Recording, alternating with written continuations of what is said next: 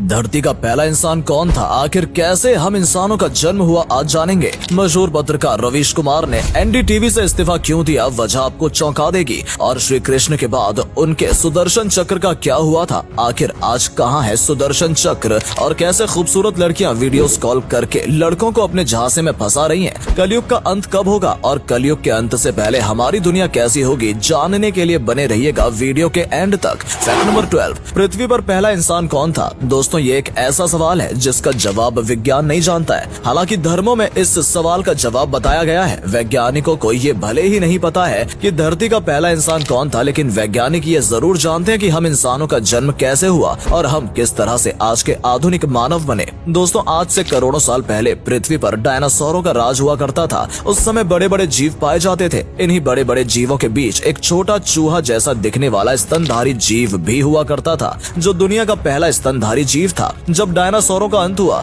तो ये स्तनधारी जीव बच गए, जिसके बाद ये धीरे धीरे इवॉल्व होते रहे और इन्हीं से अलग अलग प्रजातियां बनी। इन्हीं में से एक आदि मानव भी थे। धीरे धीरे हम इंसानों ने तरक्की की और आज हम बहुत ही ज्यादा इंटेलिजेंट बन चुके हैं। इवोल्यूशन करोड़ों साल की प्रक्रिया है जिसमें बहुत ज्यादा समय लगता है और करोड़ों सालों के इवोल्यूशन के बाद ही आज हम आधुनिक मानव बन पाए हैं। फैक्ट नंबर 11, महाभारत में श्री कृष्ण के पास सुदर्शन चक्र था, जो कि एक ऐसा हथियार था जो अपने निशाने से कभी नहीं चूकता था। इसकी मदद से भगवान श्री कृष्ण ने कई राक्षसों को पराजित किया था। लेकिन क्या आपको पता है कि श्री कृष्ण के बाद सुदर्शन चक्र कहाँ गया, आइए जानते हैं। दरअसल महाभारत के खत्म होने के बाद जब भगवान श्री कृष्ण ने धरती छोड़ी थी तो जहाँ पर उन्होंने समाधि ली थी, ये सुदर्शन चक्र वहीं पर समा गया। पुराणों की माने तो जब भगवान विष्णु का कल्कि अवतार पृथ्वी पर जन्म लेगा तो ये सुदर्शन चक्र खुद ब खुद उनके पास चला जाएगा। फैक्ट नंबर 10, हाल ही में मशहूर पत्रकार रवीश कुमार ने एनडीटीवी से इस्तीफा दे दिया। रवीश कुमार एक ऐसे पत्रकार हैं जो अपनी बेबाकी के लिए जाने जाते हैं। वो किसी के दबाव में पत्रकारिता नहीं करते। लेकिन ऐसा क्या हुआ कि अचानक से रवीश कुमार ने इस्तीफा दे दिया। असल में ऐसे कयास पिछले कुछ समय से लगाए जा रहे हैं कि रवीश कुमार इस्तीफा देने वाले हैं,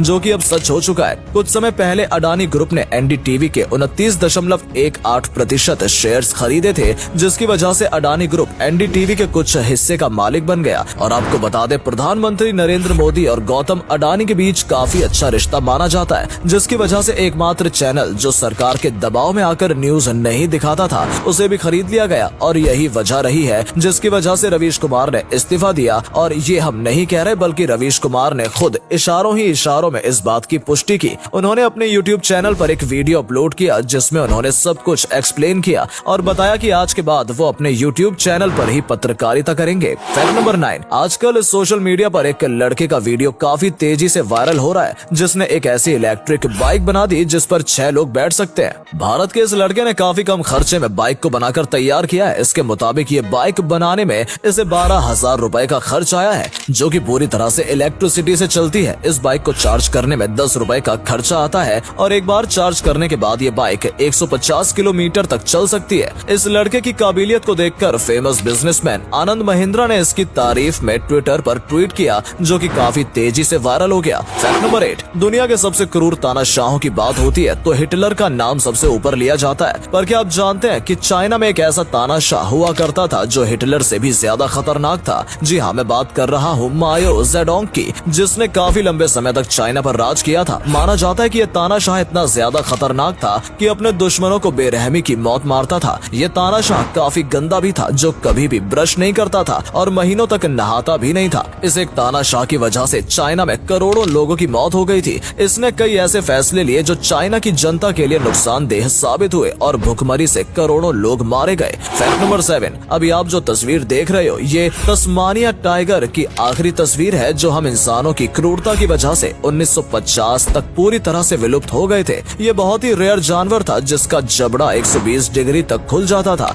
लेकिन हम इंसानों की वजह से ये जानवर पूरी धरती से विलुप्त हो गया। इस जानवर का शिकार इतनी तेजी से हुआ कि ये देखते ही देखते एक भी तस्मानियन टाइगर धरती पर नहीं बच पाया। ये तस्वीर 1933 में खींची गई थी, जिसके बाद 1950 तक धरती पर कोई तस्मानियन टाइगर नहीं बचा था। फैक्ट नंबर 6, क्या आपने कभी सोचा है कि जिन पैसों का इस्तेमाल हम करते हैं, असलियत में उसे छापने में कितना खर्चा आता है? आइए जानते हैं इसके बारे में। तो अगर 10 रुपए की बात की जाए तो 10 रुपए के नोट को छापने के लिए 96 पैसे का खर्चा आता है। एक 50 रुपए को नोट छापने के लिए 1.33 रुपए का खर्च आता है। 100 रुपए का नोट छापने के लिए 1.77 रुपए का खर्चा आता है और 500 रुपए का नोट 2.29 रुपए में छापा जाता है। अगर बात सिक्कों की करें तो सिक्कों को बनाने में ज्यादा खर्चा होता है। जैसे 1 रुपए के सिक्के को बनाने में उसकी वैल्यू से भी ज्यादा 1.11 रुपए का खर्च होता है। 5 रुपए को सिक्के को बनाने के लिए 3.69 रुपए का खर्चा होता है और लास्ट में 10 रुपए के सिक्के को बनाने के लिए 5.54 रुपए का खर्चा आता है। फैक्ट नंबर 5, क्या होगा अगर कोई अनजान लड़की आपको वीडियो कॉल करे और प्यार भरी बातें करे? क्या आप उससे बात करेंगे? आप में से ज्यादातर लोग उससे बात कर लेंगे, लेकिन शायद ऐसा करना आपको बर्बाद कर सकता है। जी हाँ दोस्तों, आजकल सोशल मीडिया पर एक स्कैम बहुत ही तेजी से चल रहा है, जिसमें अनजान लड़की का वीडियो कॉल आता है और लोग उससे बात करना शुरू कर देते हैं, जिसके दौरान वीडियो कॉल पर ही वो लड़की अश्लील हरकतें करना शुरू कर देती है और फिर उस वीडियो कॉल को रिकॉर्ड करके आपको ब्लैकमेल करने लगती है और आपसे मुंह मांगे पैसे मांगती है। अगर आप ऐसा नहीं करेंगे तो वो इस वीडियो कॉल को पब्लिकली अवेलेबल करने की धमकी देती है। इसलिए अगली बार अगर आपको इस तरह का कोई कॉल आए तो उससे सावधान रहना। फैक्ट नंबर 4, कोरोना वायरस ने पूरी दुनिया में जितना कोहराम मचाया वो हमें आपको बताने की जरूरत नहीं है, लेकिन अब वैज्ञानिकों ने एक और खतरनाक वायरस ज़ॉम्बी वायरस को जिंदा कर दिया है। कई रिपोर्ट्स के मुताबिक रूस में वैज्ञानिकों ने एक वायरस की खोज की है जो 48,000 साल पुराना और बहुत ज्यादा खतरनाक है। हालांकि अभी इस वायरस से हमें डरने की जरूरत नहीं है, पर फ्यूचर में अगर ग्लोबल वार्मिंग बढ़ती ही रही तो ये वायरस पूरी दुनिया में फैल सकता है। रूस में जमी एक झील में 48,000 सालों से ये वायरस दफन था, लेकिन अब वैज्ञानिकों ने इसे जिंदा कर दिया है। वैज्ञानिकों ने इस वायरस को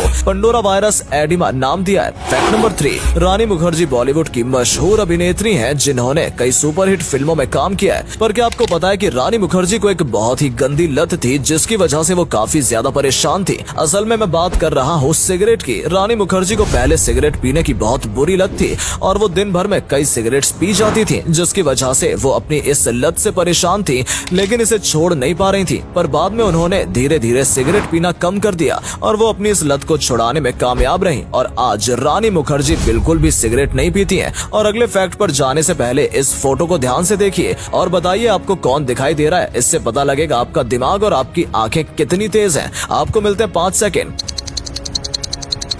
फैक्ट नंबर 2, आए दिन ऐसी घटनाएं होती रहती हैं जो सभी को चौंका देती हैं। एक ऐसी ही घटना बिहार में हुई है जहां पर चोरों ने एक पूरा का पूरा मोबाइल टावर ही चोरी कर लिया। आपको यकीन नहीं होगा, लेकिन बिहार के पटना में चोरों ने गवर्नमेंट ऑफिसर्स बनकर 3 दिन तक लगातार गैस कटर से लोहे के टावर को काटा और पूरा का पूरा टावर लेकर फरार हो गए। रिपोर्ट के मुताबिक इस काम में 25 चोर शामिल थे, जिन्होंने 3 दिन लगातार काम करके इस चोरी को अंजाम दिया। पुलिस अभी भी इन चोरों को ढूंढ रही है, पर ये चोर अभी भी पुलिस को नहीं मिले हैं। फैक्ट नंबर 1, हिंदू धर्म में 4 युगों का वर्णन किया गया है। सतयुग, त्रेता युग, द्वापर युग और कलयुग। इस समय कलयुग चल रहा है। पुराणों के अनुसार कलयुग में पाप बहुत ज्यादा बढ़ जाएगा, जो कि आजकल हमें देखने को भी मिलता है। अगर बात कलयुग के अंत की जाए तो कलयुग की आयु 4,32,000 वर्ष है। जब कलयुग का अंत होने वाला होगा तब आदमी की उम्र केवल 12 साल होगी। 12 साल की उम्र में ही लोग सब कुछ करने लगेंगे। घोर कलयुग में लोग अपनी वासना के लिए जिंदा रहेंगे, फसलें बर्बाद हो जाएंगी और गाय का साइज एक बकरी जितना ही रह जाएगा। कलयुग के अंत में सभी लोग मांस खाएंगे, जिसके बाद भगवान विष्णु का कल्कि अवतार होगा, जिन्हें वही लोग देख पाएंगे जो उस समय भी भगवान की भक्ति करेंगे। तो दोस्तों, आज के लिए बस इतना ही। उम्मीद है आपको ये वीडियो अच्छी लगी होगी। सिर्फ वीडियो देखिए ही नहीं, बल्कि लाइक और शेयर भी कीजिए और कमेंट में बताइए आपको ये वीडियो कैसा लगा। धन्यवाद।